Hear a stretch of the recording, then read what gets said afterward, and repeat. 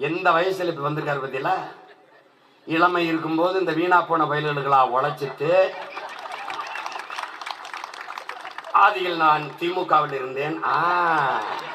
சரிதான் சரிதான். அப்ப துரோகத்தில் முதல் துரோகம் நீங்க ஆரம்பிச்சதுதான். அடுத்து அதை விட கடைசியா இப்ப இங்க வந்து வீதியில நிக்கிறப்பல முதவே சரி பண்ணியிருந்தா நானும் என் தம்பி வீதிக்கு வந்திருக்க மாட்டான். ரொம்ப நாளும் குறை சொல்ல முடியாத ஒரு ஆட்சியை உங்கள் ஸ்டாலின் கொடுத்து கொண்டிருக்கிறேன். எவன் குறை சொல்லுவான்? குறையை தவிர வேற சொல்றதுக்கு என்ன இருக்கு?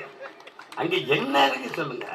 அது என்னங்க, தேர்தல் வரும்போது விடுபட்ட பெண்களுக்கு 36 லட்சம் பேருக்கு மறுபடி 36 லட்சம் பேர் விடுபட்டதை நேத்தான் கண்டுபிடிக்கிறேன். ஏன்னா 2 மாசத்துல தேர்தல். மடிக்கணினி மாணவர்களுக்கு எப்போ? பிப்ரவரியில. ஏன் மார்ச்ல தேர்தல்? தேர்தல் வரும்போது ஒரு பாசம் வரும் பாருங்க. எங்க ஊர்ல சாவுக்கு வரும்போது எங்க ஆத்தா மூளையில உட்காந்து சும்மா உட்காந்து அப்படியே இருக்கும். இந்த பாவி மனுஷன் இப்படி விட்டு போயிட்டாப்புலையே, இந்த பிள்ளைகளை எப்படி வளர்க்குறதுன்னு தெரியலையே அப்படின்னு. இந்த ஊருக்காரன் அந்த பேருந்து நிலையத்தில் இறங்கி அங்க இருந்து அழுவான் பாருங்க. யாய ராசா, நாங்கெல்லாம் இவங்க நமக்கு ரொம்ப பெரிய சொந்தம் இருக்குடா அழுகிறாங்கடா. நாங்க நினைப்போம் அப்ப படிச்சுக்கிட்டு இருக்கும்போது ரொம்ப அழுகு, அப்பா இப்படி கதறி உருள்றாங்களேன்னு. அவன் தான் திமுக. இந்த பயலுக பயங்கரமா அழுவான். எப்ப அழுவான்?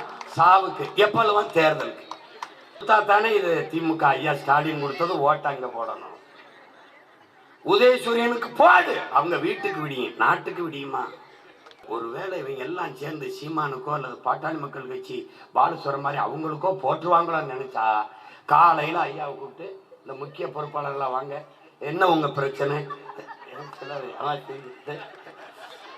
இப்ப விட்டுருங்க. அடுத்த முறை நம்ம ஆட்சிக்கு வந்த பிறகு முதல் கையெழுத்து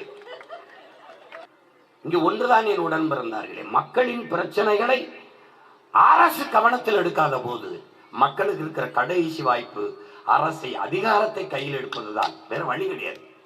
அப்ப அவன் நமக்கு துன்பத்தை தரான், அவனுக்கு திருப்பி கொடுத்தணும். என்ன பண்ணிடணும்? எந்த அதிகாரத்தை வைத்து நம் கோரிக்கையை நிறைவேற்ற மறுக்கிறானோ அந்த அதிகாரம் அவனுக்கு இல்லாது செய்யணும். அதான் இங்க இருக்கிறது. திருப்பி திருப்பி திருப்பி அவனுக்கு அதிகாரத்தை கொடுத்துட்டு மறுபடியும் மறுபடியும் வீதியில் நின்று போராடுவது என்பது அது அறிவார்ந்த சமூகம் செய்யற வேலை இல்லை. கஷ்டமா இருக்கு. என்னன்னா சீருடையோடு சின்ன சின்ன பிள்ளைகள் வந்து மது கேட்குது. அது கஷ்டமா இருக்கு. என்னப்பா படிக்கிற பிள்ளையே நீங்க எல்லாம் இப்படி